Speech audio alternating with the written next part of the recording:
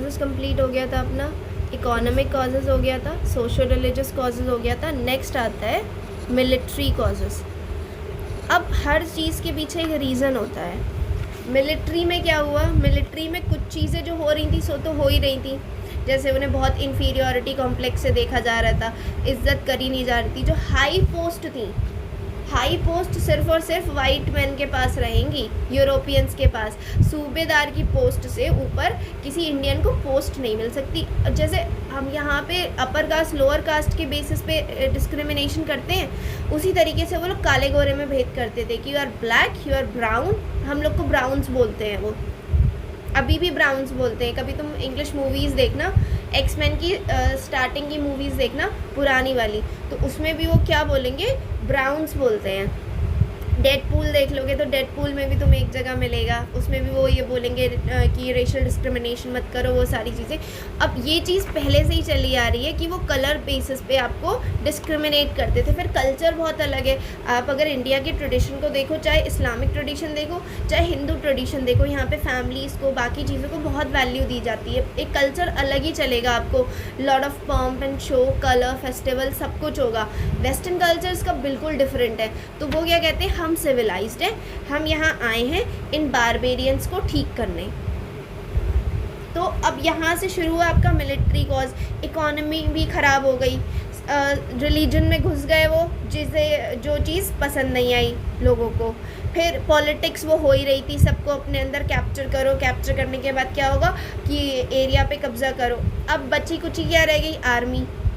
Army में military causes में पहला कॉज क्या हुआ, सैलरी। एक तो इकोनॉमी आपकी वैसे ही ख़राब है। अब वो अगर कोई सोल्जर वहाँ पे रह रहा है, उनके अकॉर्डिंगली काम कर रहा है, बट उसे ठीक से सैलरी ना मिले, उसे इतना ना मिले कि वो अपनी फैमिली को खाना पीना खिला सके, तो रिजेंटमेंट तो हो गई। फिर वो डिस्क्रिमिनेशन करे ही जा रहे हैं, करे ही जा रहे हैं। तो पहली चीज़ क्या हुई, लो salary and poor prospects of promotion. ये वही सूबेदार वाली बात जो थी। एक तो सैलरी बहुत कम, जो सिपाहीज थे उनको क्या किया था, वो डिसकंटेंटेड थे। डिसकंटेंटेड का मतलब होता है कि जो चीज़ हमें पसंद नहीं आ रही हो, we are not liking it, dissatisfied. क्यों, क्योंकि उन्हें मान लो अगर किसी को 100 रुपीज़ मिल रहे हैं यूरोपियन सोल्जर को, हाँ, और उनको जो है इसका 8 टाइम्स कम मिलेगा, तो सोचो कितना कम मिलता होगा। अगर मान लो किसी इंडियन को, सपोज़ इंडियन को मान लो, यहाँ इंडियन को 100 मिल रहे हैं, तो यूरोपियन को 8 टाइम्स ज़्यादा मिलेगा। 8 टाइम्स ज़्यादा का मतलब हो गया 800 रुपीज़। वहीं European will get 800 and Indian will get 100 rupees. तो कितना डिफरेंस हो गया। तो उनकी जो स्टैंडर्ड ऑफ लिविंग है उसमें भी काफ़ी डिफरेंस आएगा। फिर और अगर मान लो सेम रैंक पे है, ये एक यूरोपियन सोल्जर है, ये एक इंडियन सोल्जर है, तो ये इसे 100 मिलेगा, इसे 800 मिलेगा, चाहे आप सेम रैंक पे हो। क्यों, डिस्क्रिमिनेशन। फिर इंडियन सिपाहीज जो थे, दे Indian sepoys could not raise above the rank of सूबेदार। सूबेदार से ऊपर आप जा ही नहीं सकते। आप कितनी भी मेहनत कर लो, कितने भी एबल्ड हो, कितने भी अच्छे हो, but you can not give up to सूबेदार। कि सूबेदार के अलावा आपको कोई मतलब नहीं है, कितना भी कुछ हो जाए पर आपको नहीं मिल सकता। नेक्स्ट पॉइंट इसमें आ गया था एक जनरल एनलिस्टमेंट एक्ट। ये इम्पॉर्टेंट है, ये काफ़ी इम्पॉर्टेंट है, general enlistment act. Second point, इस पे एक सिंगल क्वेश्चन भी बन जाता है, और ये 1856 में आया था। अब यहाँ पे क्या होता था ना, शुरुआत के टाइम पे अगर आपने पढ़ी हो my experiment with truth, my experiment with truth जो है महात्मा गांधी की लिखी हुई है, तो उसमें उनके टाइम पे ये माना जाता था अगर कोई सी क्रॉस करके गया है, कोई भी अगर सी क्रॉस करके गया तो उसका धर्म भ्रष्ट हो जाता है। उसका धर्म भ्रष्ट होने का मतलब ये है कि उसका रिलीजन ख़राब हो जाता है। तो आप सी क्रॉस करके नहीं जा सकते, आप अपने इंडिया में रह रहे हो तो you have to live in India only. अब ये एक्ट पास हुआ 1856 में, और इसे पास किसने किया था, लॉर्ड कैनिंग ने। अब इस एक्ट में क्या कहा गया था कि जितने भी सिपाहीज हैं कहाँ के, बंगाल के, वो हमेशा they should be ready to serve, कि उन्हें जहाँ भेजा जाए, ओवरसीज़ कहीं भी भेजा जाए, फॉरेन लैंड्स पे उन्हें जाना पड़ेगा। अब ये चीज़ हम पहले देख चुके हैं कि अगर आप सी क्रॉस करके जाओगे तो आपका रिलीजन ख़राब हो जाएगा, और उन्हें वही काम करने को कहा जा रहा है। तो इसकी वजह से क्या होगा, सिपॉइज़ को बुरा लगेगा, रिजेंटमेंट स्टार्ट हो जाएगा। और सबसे ज़्यादा रिजेंटमेंट कहाँ हुआ, सबसे ज़्यादा हुआ ब्राह्मण सिपॉइज़ जो थे, उनको बुरा लगा सबसे ज़्यादा कि हमारे तो ये ट्रेडिशन कस्टम के ऊपर बात आ रही है। दूसरी चीज़ ये थी, अगर आप बाहर जा रहे हो तो आपको एक अलाउंस मिलता है जिसे भत्ता बोलते हैं। अलाउंस यानी ये एक्स्ट्रा सम होता है, जो आप एक्स्ट्रा उनको चीज़ें प्रोवाइड कर रहे हो, जब एक्स्ट्रा उनके लिए काम कर रहे हो, सर्विस दे रहे हो, उसके बेसिस पे ये मिलता है। जैसे किसी को डेयरनेस अलाउंस मिलता है। डेयरनेस अलाउंस क्या होता है, एक होती है आपकी बेसिक पे, उस पर आपको डेयरनेस अलाउंस मिलता है। ये जो डेयरनेस अलाउंस होता है, ये होता है कि महंगाई के हिसाब से थोड़ा पे में इंक्रीमेंट करके देते हैं, वही काम भत्ता का होता है। बट ये जो अलाउंस होता है, ये उन्हें दिया ही नहीं जाता था कि वो जो जिस भी जर्नी पे जा रहे हैं, जो भी कुछ किया जाता था, उस पर उन्हें कोई भी ऐसा अलाउंस नहीं दिया गया। ये चीज़ भी उन्हें बुरी लगेगी। क्यों? क्योंकि यार उस चीज़ के बेसिस पे तो वो जाएंगे। अब जब उन्हें वो चीज़ दी नहीं जा रही है तो उन्हें बुरा लगेगा। थर्ड पॉइंट क्या हुआ कि फॉल्टी डिस्ट्रीब्यूशन ऑफ ट्रूप्स।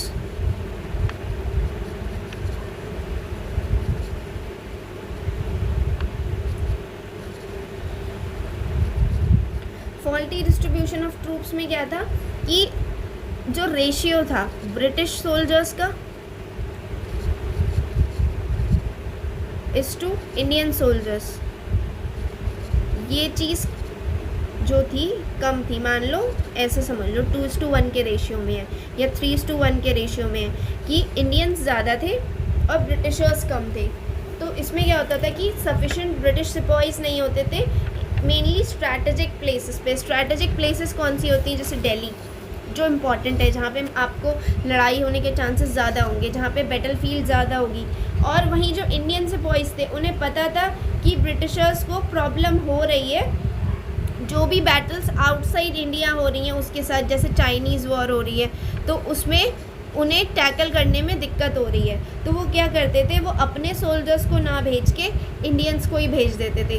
तो ये फॉल्टी डिस्ट्रीब्यूशन ऑफ ट्रूप्स था, जो बाद में उन्होंने ठीक किया। ठीक क्या किया उन्होंने, यूरोपियन सोल्जर्स का जो रेशियो था वो बढ़ा दिया। क्यों? ताकि आर्मी में रिवोल्ट ना हो। इंडियंस ज़्यादा से, इसी वजह से आर्मी में रिवोल्ट हुआ फर्स्ट वॉर ऑफ इंडिपेंडेंस में। उन्होंने बाद में ये चीज़ सही कर दी, इंडियन सोल्जर्स के नंबर को उन्होंने कम किया इसीलिए। नेक्स्ट क्या हुआ कि कई सारे जो इंडियन सिपॉइज़ थे ब्रिटिश आर्मी में थे, सेम वही पॉइंट। एक तो फॉल्टी डिस्ट्रीब्यूशन था कि स्ट्रैटेजिक पॉइंट पे इंडियंस को लगा दिया, फिर वो बाहर लड़ रहे थे। फिर लार्ज नंबर ऑफ इंडियन सिपॉइज़, ये चीज़ जो उन्होंने बाद में ठीक करी है, हमने इसी के साथ पढ़ लिया। पहले यही होता था, बाद में उन्होंने इस रेशियो को कम कर दिया। नेक्स्ट क्या हुआ, loss of Prestige in first Anglo Afghan war. तो मेनली जो अफ़गान सोल्जर्स थे, जो एंग्लो अफ़गान वॉर हुई, जिसमें ब्रिटिशर्स और अफ़गानिस्तान के बीच में जो अफ़गान्स थे उनके बीच में हुई, तो इन्होंने क्या किया, expose the weakness of Britishers. पहले क्या लगता था that Britishers are invincible. Invincible का मतलब क्या है कि जिन्हें हराया ही नहीं जा सकता। बट जब ये अफ़गान से हारे तो इंडियंस को लगा कि दे आर नॉट इनविंसिबल, हम इन्हें टैकल कर सकते हैं। इसकी वजह से एक और रीज़न बना कि हाँ एक काम करते हैं, लड़ते हैं, लड़के देखते हैं क्या होता है। अब सबसे इम्पॉर्टेंट पॉइंट जो इसमें बन के आएगा, सबसे जो मोस्ट इम्पॉर्टेंट जो आपके लिए होगा, वो है 6th वाला कॉज। और इस पे भी एक अलग क्वेश्चन बनता है जो इमीडिएट कॉज था। जैसे कि एक प्रेशर कुकर है, प्रेशर कुकर में प्रेशर बिल्टअप हो रहा है, फिर उसके बाद हल्की सी एक चिंगारी भी वो क्या करेगी, उसे ब्लास्ट का काम करेगी उसमें। तो इमीडिएट कॉज। अब इमीडिएट कॉज इसमें क्या था, इमीडिएट कॉज था इसमें इंट्रोडक्शन टू एनफील्ड राइफल्स।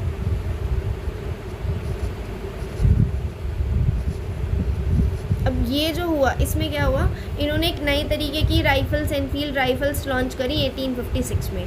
हाँ, और इसमें जो ओल्ड आयरन मेड वाली ब्राउन बेस गन्स थी, जो ओल्ड आयरन की ब्राउन बेस गन्स थी, इन्हें रिप्लेस किया आपकी एनफील्ड राइफल्स ने। जो एनफील्ड राइफल्स थी उसमें जो कार्टेज पड़ता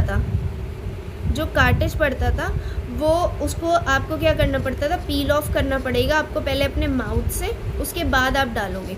और ऐसा अभी तक ऑथराइज्ड नहीं हुआ है कहीं भी कि ये चीज़ सच में थी या नहीं थी, पर ये कहा गया था जो कार्टेज के ऊपर का जो पोर्शन है जिसे वो बाइट ऑफ करते हैं, पील ऑफ करते हैं अपने माउथ से, उसमें मीट मिलाया गया है, मेनली आपका जो है फ़ैट मिलाया गया है, मीट भी नहीं फ़ैट मिलाया गया है काऊ का और पिग का।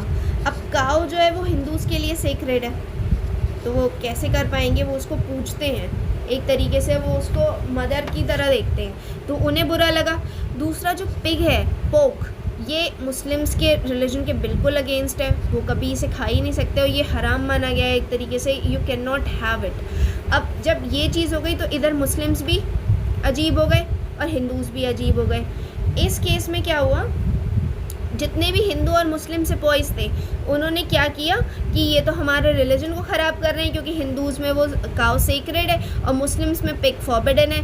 सिपॉइज को क्या लगा कि ये अटेम्प्ट है कि ये हमारे रिलीजन को ख़राब करेंगे, और उन्होंने क्या किया, रिफ्यूज़ कर दिया कि हम इसे बाइट ऑफ नहीं करेंगे। और फिर मंगल पांडे ने क्या किया, स्टार्ट कर दिया, उन्होंने अपने जनरल को मार दिया था और फिर एकदम से वॉर स्टार्ट हो गई। वॉर स्टार्ट होने की डेट कुछ और थी, बट वो पहले ही स्टार्ट हो गई और रिवोल्ट एकदम से ब्रेक हो गया। तो ये मेनली इमीडिएट कॉज हो गया, जो सबसे इम्पॉर्टेंट रहा कि ये सारी चीज़ें बैकड्रॉप में हो रही थी और फिर एकदम से इसने फ्यूल दे दिया। और कुछ जगहों पे इस चीज़ की भी एक तरीके का र्यूमर था कि जो आपका खाने वाला व्हीट फ्लावर है, इसमें वो क्या कर रहे हैं, बोन को पीस के ग्राइंड करके उसको मिला रहे हैं इस आटे में। तो उन्हें ये लगा कि यार ये भी क्या कर रहे हैं कि मतलब मरे हुए इंसान का या किसी की बोन को पीस के आटे में मिला के दे रहे हैं, इवन कि इस तरीके की चीज़ें भी कर रहे हैं। इसका र्यूमर भी उड़ा था, पर अभी तक इसका कोई ऑथराइज सोर्स नहीं मिला है कि ये चीज़ हुई भी थी, कि कार्टेज में फ़ैट था भी या नहीं था, कि पिग का या काऊ का, और ना ही इस वाले र्यूमर की कोई बात पता है। बट फिर भी ये चीज़ हो रही थी और ये सब पाइल अप होके और ये बन गया। नेक्स्ट अब शुरू हो गया मेन चीज़ हमारी। मेन तो ये सारी कॉजेज़ थे, कॉजेज़ इम्पॉर्टेंट हैं बोर्ड्स के लिए, कॉन्सिक्वेंसेस इम्पॉर्टेंट हैं बोर्ड्स के लिए। अब वाई द रिवोल्ट फेल्ड, कि ये जो रिवोल्ट हुआ, फर्स्ट वॉर ऑफ इंडिपेंडेंस हुई, ये फेल क्यों हुई, ये 3 चीज़ें बहुत इंपॉर्टेंट है, इससे क्वेश्चन बनते हैं। इवेंट्स क्या क्या हुए वॉर में, इवेंट्स ऑफ द वॉर। तो 1857 मार्च में जो 19th नेटिव, ये बटालियंस के नाम होते हैं, इन्फेंट्री थी आपकी, कहाँ पे, बैरकपुर में। इन्होंने क्या करा, दे रिफ्यूज्ड टू यूज़ कार्टेजेस, कि हम ये कार्टेजेस यूज़ नहीं कर सकते हैं। इसकी वजह से जितने भी सोल्जर्स थे जिन्होंने मना किया कार्टेजेस यूज़ करने को, उन्हें डिसआर्म्ड कर दिया कि आप जो है आर्मी में नहीं रह सकते हो, और उन्हें पनिशमेंट मिली, इम्प्रिजनमेंट दे दिया गया। इसी बीच में मंगल पांडे जो थे, इन्होंने क्या किया, ये ब्राह्मण सिपाही थे 34th नेटिव इन्फेंट्री के, इन्होंने अपने जो यूरोपियन ऑफिसर था उसे शॉट कर दिया, उसको मार दिया। जब इन्होंने मार दिया बैरकपुर में, इनकी यूनिट जो थी वो डिसबैंड हो गई, उन्होंने आर्म्स ले लिए। आर्म्स लेने के बाद जितने भी लोग और इन्हें एक तो डिसबैंड किया, उसके बाद इन्हें फांसी पे लटका दिया गया, हैंग कर दिया गया। उसके बाद क्या हुआ कि इस चीज़ से लोगों पे बहुत ज़्यादा असर पड़ा कि ये क्या हो गया एकदम से, और इस वजह से जो स्पिरिट थी रेजिस्टेंस की, अब वो काम नहीं कर पाई रोकने की। अब क्या हुआ, लोग एक तरीके से, होता नहीं कि चेन से खुल गए। फिर जितने भी लोग थे उन्होंने आर्म्स उठाए, जो प्रिजनर्स थे जिन्हें अरेस्ट कर रखा था उन सबको उन्होंने जेल से छुड़वाया। बंगाल में मेनली इनिशियल स्पार्क हुआ, बंगाल से शुरू हुआ और फिर ये बिल्कुल स्प्रेड होता चला गया सेंट्रल इंडिया में और फिर वेस्ट इंडिया में फैलता चला गया। अब इसमें पहला आ गया मेरठ इवेंट। मेरठ इवेंट में क्या हुआ, मई 1857 में एक म्यूटनी स्टार्ट हुई, जिसमें 85 सिपाहीज जो थे, जिनके पास कैवलरी रेजिमेंट के, जिनके पास कैवलरी होती है, जो मेनली गोला बारूद जो चलाते हैं, वो कैवलरी वाले जो थे उनको 10 ईयर्स के लिए इम्प्रिजन कर दिया गया, सेंटेंस दे दिया गया कि 10 साल तक के लिए जो है ये जेल में रहेंगे, क्योंकि इन्होंने कार्टेजेस को बाइट ऑफ करने से मना कर दिया। इसकी वजह से सिपाहीज के बीच में ओपन म्यूटनी हो गया, उन्होंने खुल के रिवोल्ट कर दिया, ऐसे कैसे हो सकता है। ब्रिटिश ऑफिसर्स को मार दिया, कॉमरेड्स को, अपने जितने भी साथी थे उन्हें प्रिजन से छुड़ा लिया। जो रेबल सिपाहीज थे उन्होंने क्रॉस किया यमुना रिवर को क्रॉस करके वो कहाँ पहुँचे, रेड फोर्ट पहुँचे। रेड फोर्ट में कौन थे, लास्ट जो मुग़ल एम्परर थे बहादुर शाह, उनके पास गए, उनसे अपील करी कि मुग़ल इसके अंडर में जो है हम इसे करना चाहते हैं कि लीडर कौन रहेगा, मुग़ल एम्पायर रहेगा, लीडर कौन रहेंगे, बहादुर शाह रहेंगे, आप लीडरशिप लो, बाकी हम अपना चीज़ें लीड करेंगे, but you should be the leader, कि आप लीडरशिप में रहो, बाकी हम सारा काम करेंगे। नेक्स्ट क्या हुआ, दिल्ली का इवेंट शुरू हुआ। दिल्ली में क्या हुआ कि जो सिपाहीज थे उन्हें किसने ज्वाइन कर लिया, बख्त खान ने, यानी कि जो दिल्ली का सारा कुछ था वो कौन लीड कर रहा था, बख्त खान, जनरल बख्त खान लीड कर रहे थे। इन्होंने क्या किया, दिल्ली पे कब्ज़ा किया, कैप्चर तो किया इन्होंने दिल्ली, पर ये कैप्चर ज़्यादा दिन तक नहीं चल पाया, ये कैप्चर सिर्फ 2 डेज़ तक रहा इनका। हाँ, 2 दिन तक ये रोक पाए, और यहाँ पे 2 दिन तक इन्होंने मुग़ल रूल दोबारा से रीस्टेट कर दिया कि यहाँ पे मुग़ल्स का रूल दोबारा हो गया, और जो एम्परर हैं बहादुर शाह, वो यहाँ के क्या हो गए, एम्परर हो गए। बहादुर शाह सेकंड जो है एम्परर घोषित कर दिया उन्हें।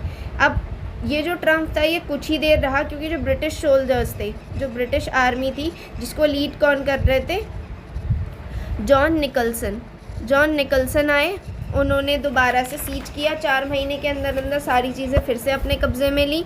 दिल्ली जो है 1854 में दोबारा इनके कब्ज़े में आ गया, रिकैप्चर कर लिया दिल्ली को। बहादुर शाह सेकंड जो थे, जो इधर उधर हाइड कर रहे थे, ये हाइड करे हुए थे हुमायूं टॉम्ब में, जहाँ पे हुमायूं का कब्र थी, वहाँ पे ये अपने आप को हाइड करे हुए थे। वहाँ से अरेस्ट किया उन्हें। अरेस्ट किसने किया, विलियम हडसन ने इन्हें अरेस्ट किया, और उसके बाद इन्हें इम्प्रिजन कर दिया, जेल में डाल दिया। और जो इनके 2 बेटे थे उनको एक तरीके से शॉट कर दिया उनके सामने ही। और बाकी जो उनकी वाइफ थी बेगम जीनत महल, उन्हें एग्ज़ाइल भेज दिया, यानी कि बिल्कुल ही यहाँ से निकाल दिया। और एग्ज़ाइल में कहाँ भेजा, रंगून में भेज दिया। रंगून बर्मा में, म्यांमार में, जो प्रेजेंट डे में म्यांमार है, वहाँ भेज दिया 1862 में। नेक्स्ट इवेंट जो स्टार्ट हुआ वो कानपुर में हुआ।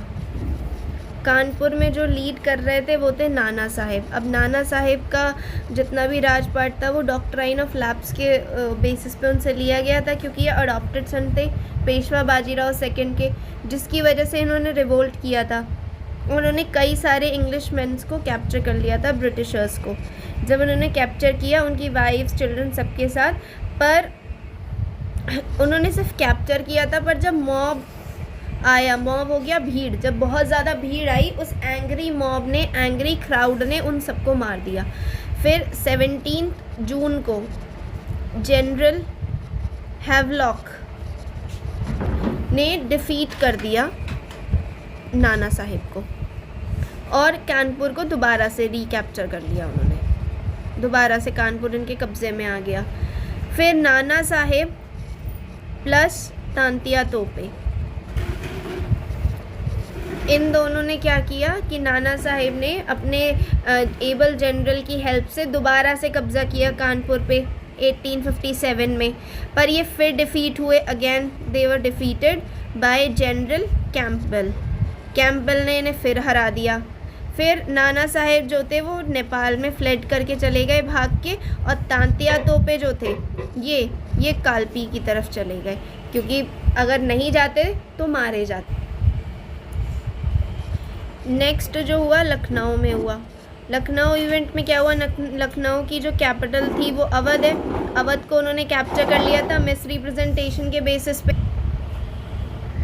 लखनऊ इवेंट में अब ये अलग सेंटर बना रिवोल्ट का। यहाँ पे कौन थी, यहाँ पे थी बेगम, अब उनको कंफ्यूज मत होना, वो बेगम जीनत महल थी, वो बहादुर शाह की वाइफ थी, उन्हें निकाल दिया गया था।